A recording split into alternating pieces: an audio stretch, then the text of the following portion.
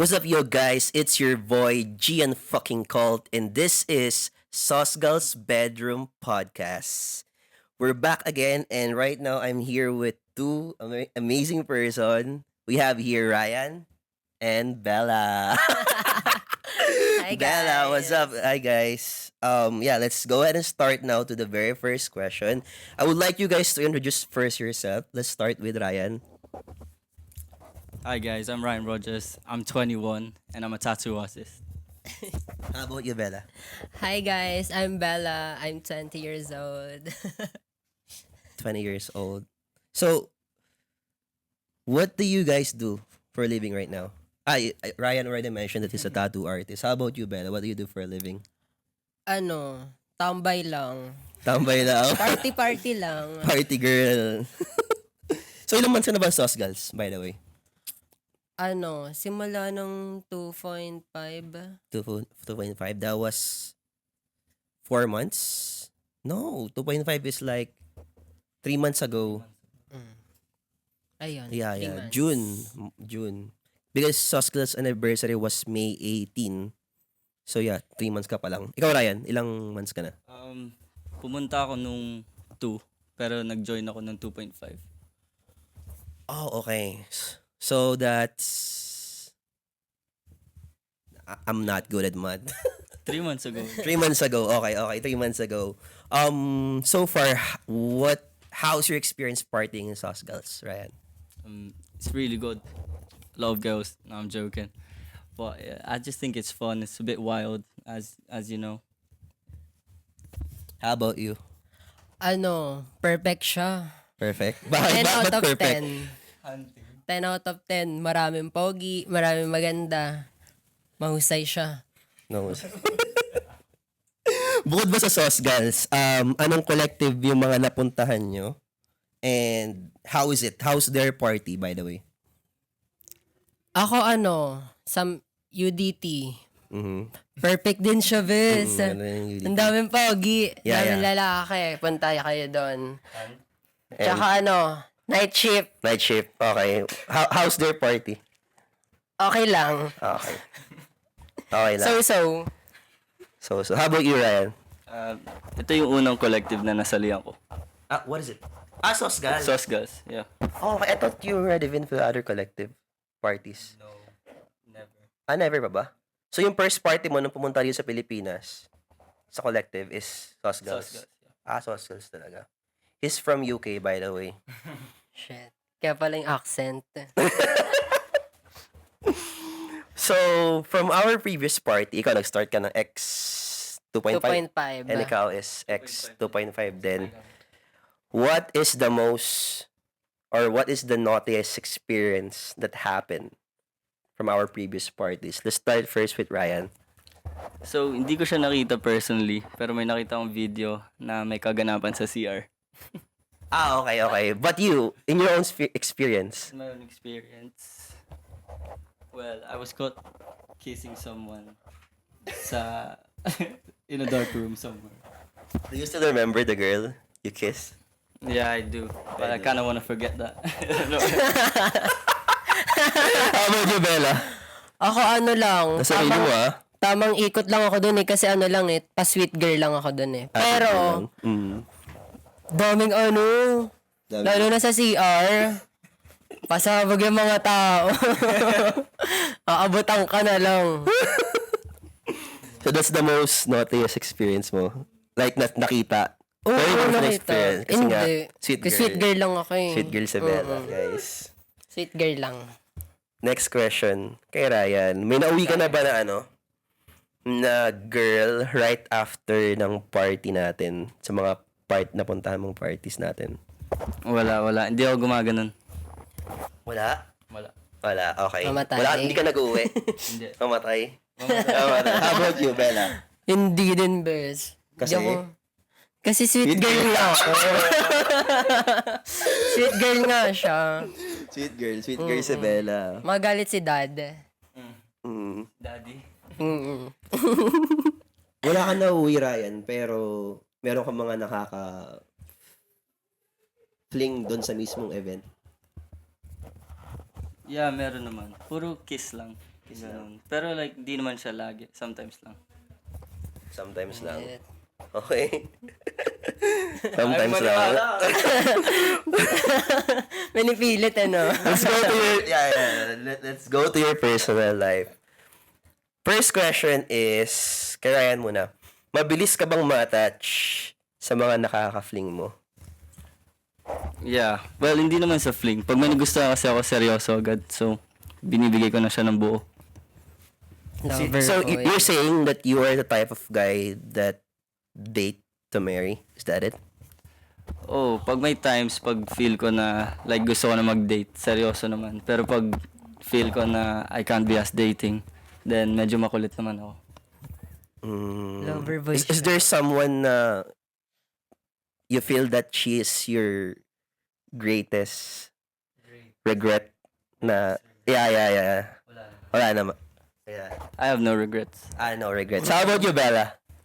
Ako, alin? Oo. Mabilis ka bang ma-attach sa mga nakaka-fling mo? Like, for example, naka-fling mo lang siya, gusto lang niya hanggang fling lang, ikaw gusto mo mag-jowa kayo. Ako, for now, sa mga nakaka-fling ko, hindi naman. Hindi ako mabilis ma-touch ngayon. Parang pusong bato ako ngayon. So, inamin mo right na may nakakausap ka? Madami. Ay, puta ka na. Palis ka pala dito, Ray. Oo nga, lugi. Madami. Wag na kayo mag-up pa. Do you feel like discriminated sa Sosgal event natin because of your gender? Sa party natin. Yeah, sa party natin. Hindi. Hindi naman. Actually, welcome nga lahat dun eh. Yeah. Kahit anong gender, punta lang kayo. Walang mang di-discriminate dun sa inyo. Exactly.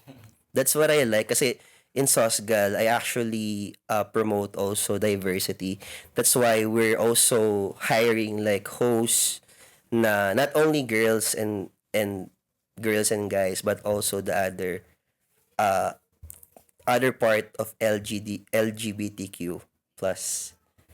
And yeah, so far wala ka naman experience in this. Wala naman. I understand. That's good though. How do you compare ito kay Ryan to? How do you compare the party here in the Philippines sa mga party na puntahan mo sa UK? Well, at first, kala ko mas liberated yung UK. Sa totoo lang. So, sabi ko, kailangan ko mag-hold back pag magpa-party ako dito sa Pinas. Pero I think first party na pinuntahan ko was Pobla. And yung mga nakita ko talaga doon, parang I was still in the UK.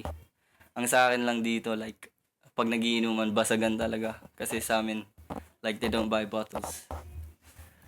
What they do? They just buy drinks at the bar, to be honest. Just have a little shots, but here, you just get the bottles and stuff like that. Okay. Because I believe that in UK, what yung currently na uso dun is rave, right? Yeah, Rave. So I've never actually been to a rave, but apparently it's just, you know, just too wild for me. I prefer R&B, slow type, so that I can have a little dance with someone. That's why. So, I prefer. Hindi ko kaya yun. Hindi mo kaya, be? I prefer. Sumasabit. Next question. Have you ever experienced lame parties from the other collective that you've been to? Let's start first with Ryan. Sa mga other parties na napuntahan mo, na-experience ka na ba ng lame? Like, sobrang whack. Meron. Actually, ano siya, nung siguro mga 4 months ago, hindi ko alam kung collective siya or like may nag-host lang. Pumunta kami sa parang event place. And then, like, marami nag-cancel. So, ginawa ko, naglasing na lang ako mag-isa. How about you, Bella? Ako meron. Okay. How is- Hosting siya ng isang collectives. Okay. Basta, tawag dito, How is it? I mean, the initials. First letter ng name ng collective nila. ano siya nakikita nyo na siya ngayon for sure eh. Letter N. And, Kasi parang sabi nila na ano daw nila, yung event, parang halos araw-araw, gano'n naman yung nangyayari dun sa bar na yun. Tapos one time, meron pang pinag-hostingan na isang bar Siguro, isa lang ata nakuha nilang table doon. Pero madami silang, tawag dito. Marami naman silang taon na, sa group nila. Sa group nila. I see. Tsaka parang hindi lang din siguro gaano ka hands-on yung founder nila. Ganun. What do you think is the reason why, kasi ito what we're doing, especially with Sauce Girls and the other alliance that we build, what we are aiming is to boost and elevate the party here in the Philippines. Kasi so far, we're currently behind from the parties that is happening right now in the UK and also United States. So, if there are some people who are throwing parties like that, ano yung mga take nyo sa mga ganon? Let's start first with Ryan. Totoo lang, di ko feel na behind siya. Ang sa akin lang, parang sa Philippines is maraming judgmental na tao. So, hindi ka, yung ibang tao, lalo na sa BGC, di sila makapag-party. Like, di nila malabas kung ano talaga sila. Kasi meron silang profile na ina-adapt. Ganun. So, yun lang naman. Whereas sa UK, like, wala namang magja-judge sa'yo. Dire-diretso lang kung anong gusto mong gawin. Yeah, Bella. Oo, ganun din, parehas. Kasi marami nga talagang judgmental dito. Makita ko lang yung suot mo, di ba? Paparty ka lang naman. Pokpok ka na kaagad. Magsasaya lang yung tao na judge pa. Next question, Bella. Kung magkaka-superpower ka, ano yun at bakit? Pag magkaka-powers ako, siguro tawag dito, gusto ko maging invisible. Invisible? Bakit invisible? Um, Anong gagawin mo? Boso ka lang ata eh. Actually, isa yun. Wait, bakit ka ba gusto ko maging invisible? Bakit? O nga, napapaisip din ako, no? Para tawag dito. Gusto ko, kumuha ng maraming pera para din nila ako makita. I see. How about you, Ryan? Sa akin, siguro, teleportation. Kasi, minsan, maganda kasi makalis yung mag-isa ka lang. Tapos, parang, iwas sa toxicity. Ganun. Shit, loner. Hindi naman. Ay. Grabe naman. CCT. Tangin ang lupit nun, no? Teleport. Punta ka ng buwan bigla, no? Naboring ka dito. Bored ka lang punta sa iyong lugar. Ay, bored ako. Punta ako mag-isa. Pero, di ba sa mga party natin, di ba lumalabas kayo sa mga party? Ay, pupunta tayo sa mga parties natin. You mentioned a while ago na meron kang nakamamol. How many? Kada isang event Kada isang event. natin. Oo. Sa totoo lang, I only do one per night. Kasi, yeah, one. Weh. Kasi, ewan ko, di ko kaya. Respeto na lang sa girl. Tsaka sa sarili, syempre. Nasa kanila na lang yun kung gusto pa nila magdagdag. Pero sa akin, like, off limits na pag nakaisa na ako. So, napakaswerte pala ng isang pipiliin mo. Sana mapili niyo ako. Abo Bella, may mga nakakamamol ka ba? May nakamamol ako sa bar. Pero sa event natin, wala. Wala pa? Oo, kasi Okay. nga, sweet girl. Na ako, change person. Change Ay. person. Shoutout sa kapatid ko. Shoutout sa kapatid mo. Ayaw kapatid mo sa UK? Antayin ko okay. siya. Yari na yung mga sauce. Next. Bella. Top or bottom? Sino ako? Yeah. Ako bottom. Bottom. Okay. Tamad kasi ako eh. Tamad. Kilo pesos. Does size matter, Bella? The size matter. Hindi. Kasi nasa performance yan eh. Like, minsan kasi anin mo naman kung malaki naman tapos boring, di ba? Sabagay. How about you, Ryan? The size matter? Hindi. About sa Yeah. About sa Hinaharap. hinaharap. More of an ass. Oh, yeah. Ass over boobs. Exactly. That's what guys. Like, Gusto nyo yeah, ako din. tinatry Mas gusto ko sa babae yung mapuwet kesa sa... okay lang sa akin yung flat eh. Yeah. Flat, maliit. Pwede buhatin. Pwede balibag. Yung mga type ko eh. And, how about you, Bella? Ay, natanong na si Bella, no? Yeah. Yeah, ikaw daw, Bri. Top or bottom? Yeah. Gusto ko kasi ako yung nagko-control eh. Pero pag ginulat mo ako na ikaw bigla magko-control, mas matuturn on ako. Ay. Oo, gagi. Bihira lang yung sa mga babae, sila yung mag-initiate na ako top, ganun. Siya yung gusto kasi nila kadalasan lagi nakahiga lang, ganun. Kumbaga, Princess treatment. oo, gagi. Tawag dito, kumbaga para sa akin, bonus na lang yun kung yung babae is ganun. Pero kung hindi man, okay lang. Magaling naman ako.